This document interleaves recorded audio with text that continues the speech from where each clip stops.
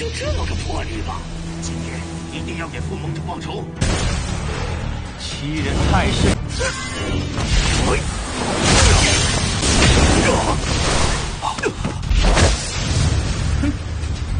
我对的太假。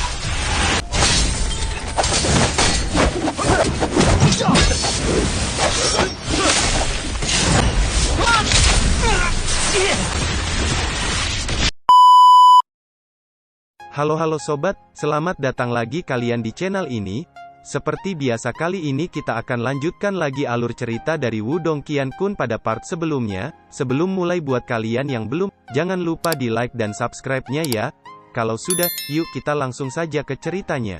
Pada part kali ini diperlihatkan beberapa hari setelah kematian dari Guying sang ketua dari Sekte Serigala Darah, yang dimana orang-orang dari sektenya mendatangi kediaman klan Lin untuk membalas dendam atas kematian dari Guying, dan kelompok mereka dipimpin oleh seseorang yang bernama Wei Tong.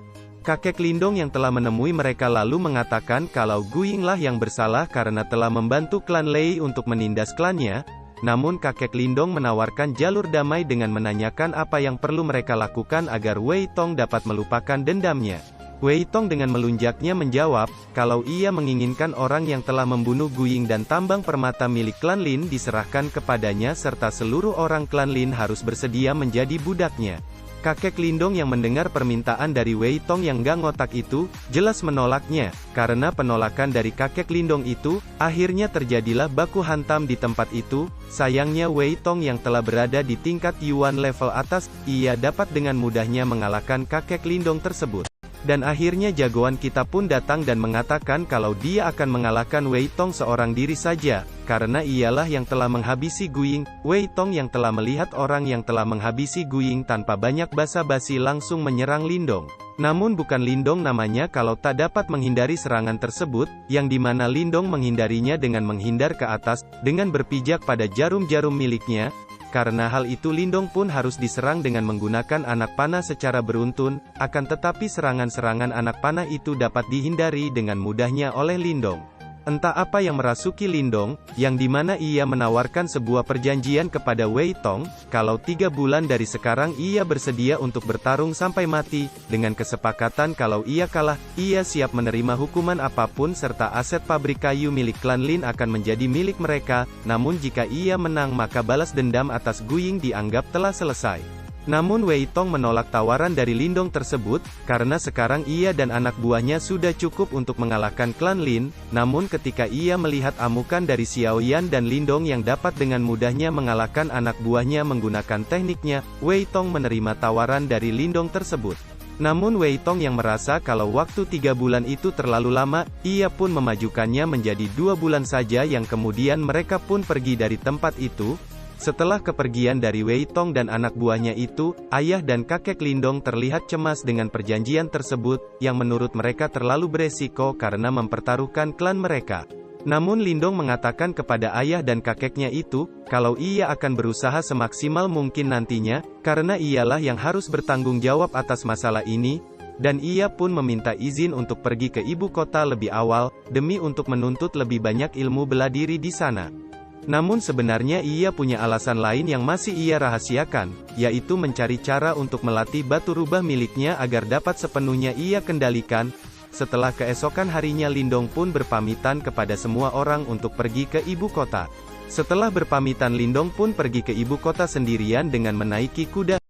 Setelah sesampainya di ibu kota, Lindong pun mendengar kalau akan ada sebuah pelelangan barang-barang antik yang akan diselenggarakan. Karena itu Lindong pun akan mengikuti pelelangan tersebut, berharap ia bisa mendapatkan barang bagus yang bisa berguna nantinya.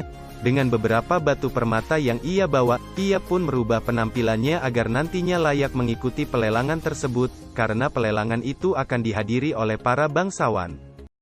Setelah sampai di tempat pelelangan, Lindong pun bertemu dengan kakek Yanda yang merupakan tamu undangan di tempat pelelangan tersebut, serta ia juga melihat Ziyun yang datang dengan panitia pelelangan yang bernama Suansu.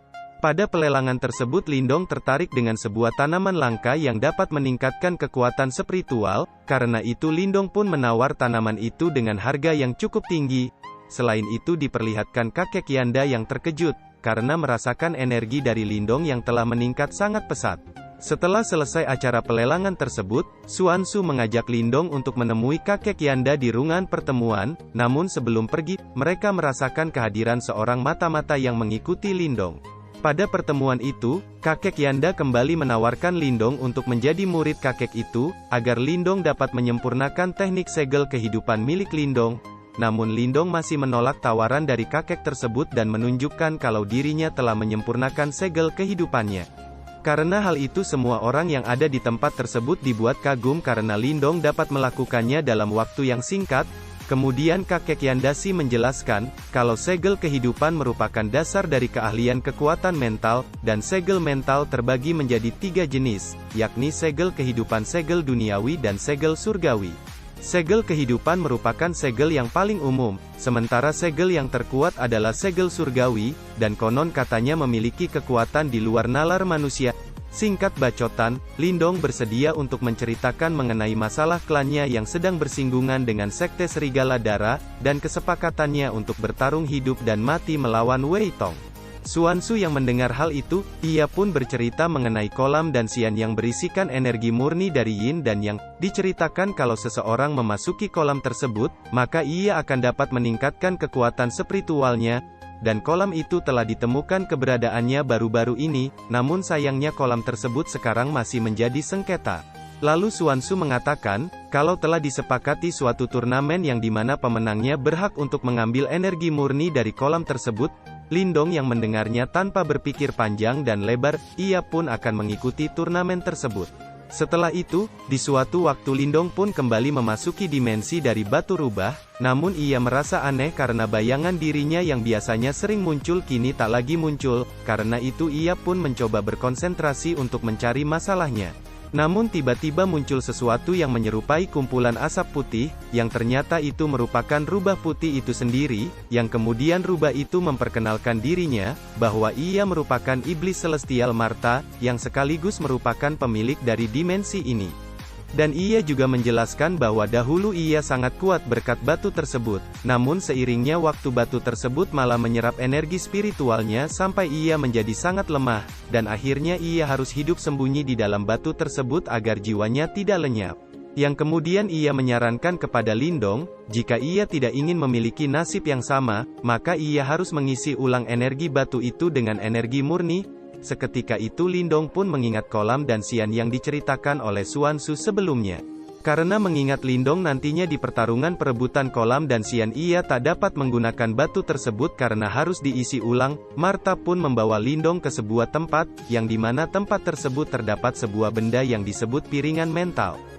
Marta mengatakan meskipun ini merupakan jalan pintas untuk meningkatkan kekuatan spiritual, namun ini juga memiliki resiko yang sangat besar, yaitu jika dalam prosesnya Lindong tak mampu menjalaninya, maka kekuatan spiritualnya akan lenyap dan tak dapat dipulihkan lagi. Tanpa banyak baca-bacot, Lindong pun langsung akan mencobanya dan ia bersedia untuk menanggung semua resiko yang akan terjadi.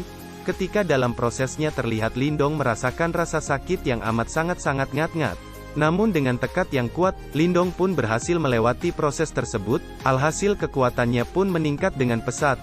Setelah dari proses itu Marta menyarankan kepada Lindong untuk memakan tanaman obat yang ia beli sebelumnya, agar kondisi dan energinya dapat segera kembali pulih, karena setelah ini ia akan mengajari Lindong sebuah teknik baru. Setelah keesokan harinya Lindong pun datang ke tempat yang dimana semua orang di pelelangan berkumpul, dan di tempat itu juga terdapat Ziyue dan seorang pria yang bernama Liu Yi. Kemudian Xuanzu memperkenalkan Lindong dengan pemilik rumah pelelangan yang bernama Xia Wancin. Xuanzu mengatakan kalau Lindong, Ziyue dan Liu Yi akan bertanding dengan melawan petarung lain untuk merebutkan kolam dan xian. Singkat cerita, mereka pun pergi bersama-sama ke tempat turnamen. Setelah sampai di sana mereka bertemu dengan tim lawan perwakilan dari Sekte Serigala Dara, yang dimana orang tersebut bernama Yue San dengan kedua anaknya serta seorang petarung bayaran yang ada di belakangnya. Diberitahukan kalau mereka ini bukan lawan sembarangan, yang dimana mereka telah berada di tingkatan Yuan Surgawi tahap akhir. Dan turnamen pun dimulai. Pada pertarungan pertama Ziyue melawan Yunlin.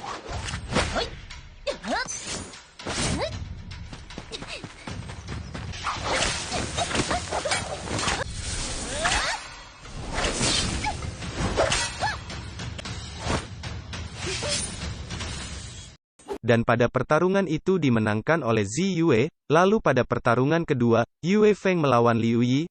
Di saat pertarungan itu Martha merasakan ada sebuah gejolak energi yang berasal dari dalam kolam Danxian.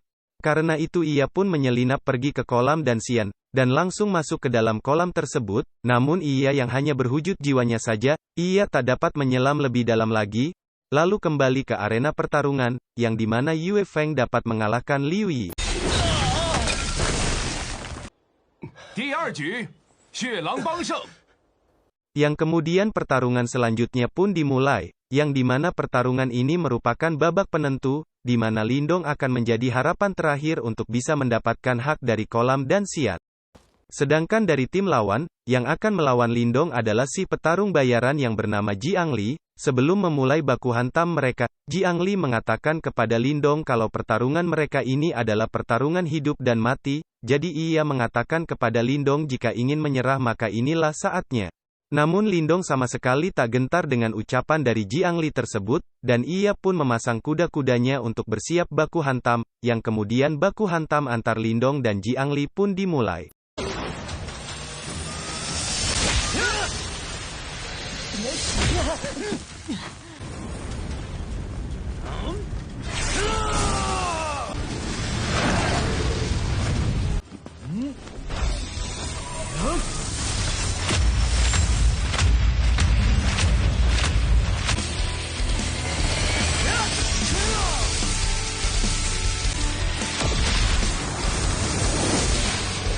Dan pada akhirnya baku hantam itu dimenangkan oleh Lindong, karena itu Lindong beserta rekan-rekannya memiliki hak atas kolam surgawi. Dan bersambung, jangan lupa datang lagi besok untuk menyaksikan kelanjutan ceritanya, dan bye-bye.